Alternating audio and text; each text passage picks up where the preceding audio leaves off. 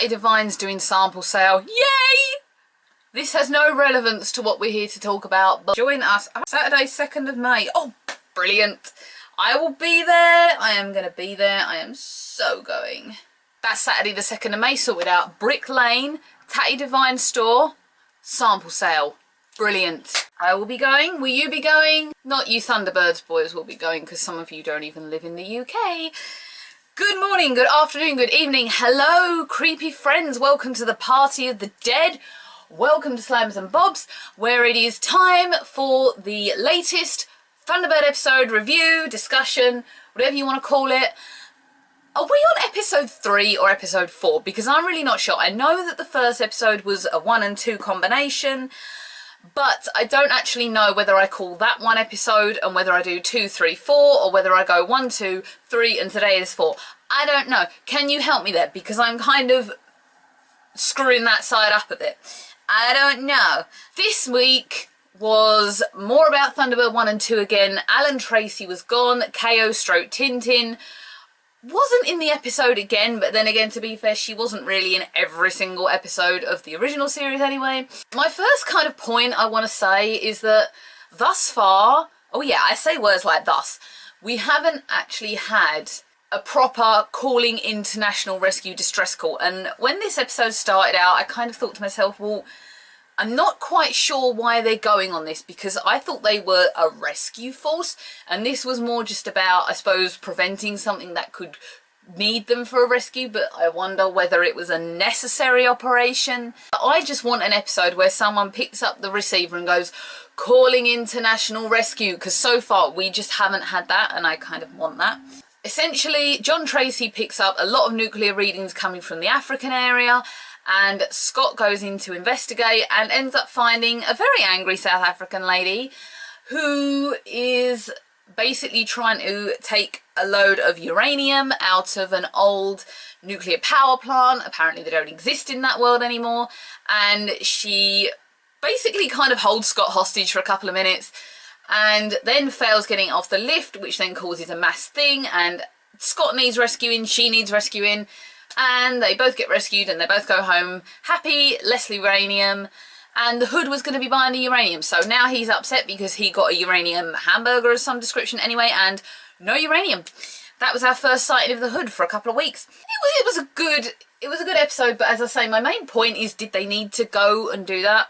Really? I mean, I suppose if they hadn't gone, she would have called for rescue help anyway, and it was to prevent needing rescue as a whole. I kind of enjoyed it more than last week's one. It was a bit more fast-paced. It had a bit more excitement. You were kind of going, oh, oh, oh, oh. I still think ITV are missing a trick because they're not showing it on prime time evening television. They're still putting it on at 8 o'clock in the morning. I think for the second series, they need to reconsider having it on in the evening, because it could be just a big family event of parents reminiscing, if the standard nuclear family still exists. It probably really doesn't in today's society. And the children going, oh, Dad, this is good. And then the dad sitting there going, yeah, the puppets are better. But it could just be one of those family moments. And I feel like they're kind of neglecting that idea.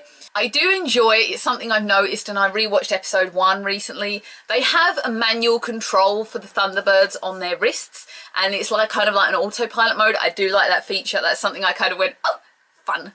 It's something I enjoy. It's something that's probably modern day that wasn't really thought about back in the 60s, so definitely a good feature.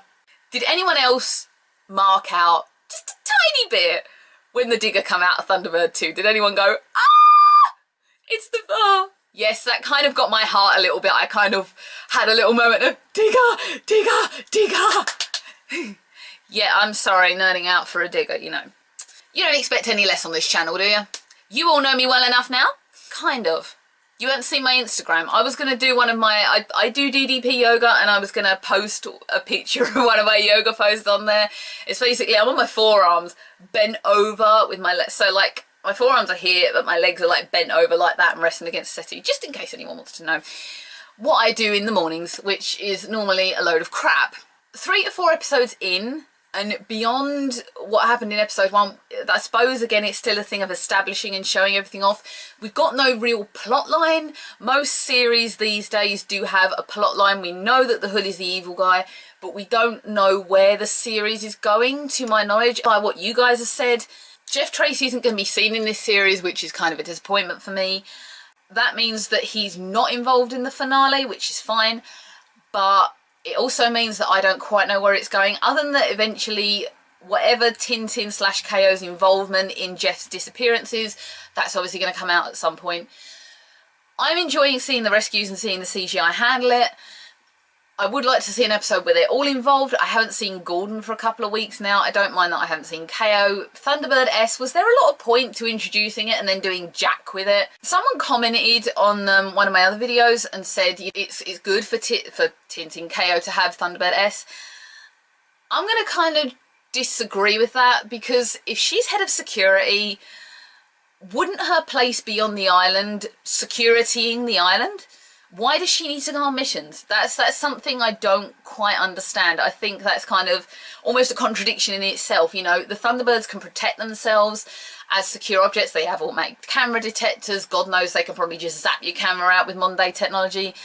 But I kind of feel like that's contradicting stuff. KO going on missions, I don't feel it's necessary. Another point for this episode was I wondered if the writers are English, because Virgil says, I don't know what to bring, so I'm bringing everything but the kitchen sinks. And that's kind of an English phrase. So I'm kind of, for me at the minute, I'm writing a novel where I have an English/Hawaiian character and a British character. So you're kind of mentally editing. You're hearing an American guy talk to you for Ped. That's my Ped and Caitlin are my lead characters. And I'm actually just up to killing the evil guy. So I'm really excited because he's finally dead. And I'm sitting there going, yes. And I have to think American as well as thinking English. And I don't think I'd hear an American say, I brought everything but the kitchen sink. It's just my opinion on the matter. You do have to think through what USA and UK would say, and maybe they just haven't done that. Are the voice actors actually American? Because I know a lot of the original cast were. I don't know if some of the New Day characters, New Day suck, are putting on American accents. Can you all quantify, explain this for me? That was a summary of this week's episode. I quite enjoyed it. I'm looking forward to this week's, because normally by about the 4th and 5th episode, they chuck everybody back in and they remind you of what the series is going to be about. So I'm looking forward to this Saturday's one for that respect. This week is WWE pay-per-view week. I've got no more mystery boxes to come, but I do, for the girls who are watching my channel, have Clinique's Colourpop lipstick to talk about. I'm not wearing it. I'm wearing the Lord and Berry from the Glossy Box video. And no, the bird did not kill me. Thank you very, very much for watching, everyone. I will see you Thunderbirds fans next week. If I can make it on the Saturday, I will. If I can only do it on the Monday, then I will do it on the Monday. See you later, everyone. Bye.